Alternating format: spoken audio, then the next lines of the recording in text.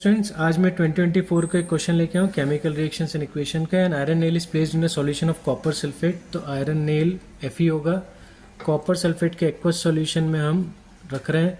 तो हमें reactivity series अगर याद है तो कॉपर जो है रिएक्टिविटी सीरीज में नीचे आता है, आयरन ऊपर आता है, मतलब iron is more reactive than copper.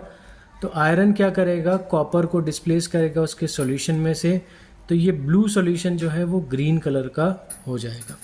ठीक है, आगे बोला है 15 मिनट बाद हमने नेल को बाहर निकाला, then nail be found to be covered with.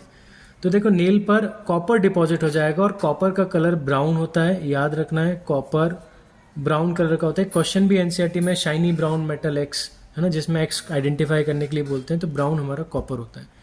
तो आयरन नेल पर क्या डिपॉजिट होगा, ब्राउन डिपॉजिट होगा। बी ऑप्शन हमारा करेक्ट होगा। वीडियो अच्छा लगा तो प्लीज़ वीडियो को लाइक करना, चैनल को सब्सक्राइब कर देना। मैं ऐसे वीडियोज़ लाता रहूँगा। तब तक के लिए गुड बाय, थैंक यू।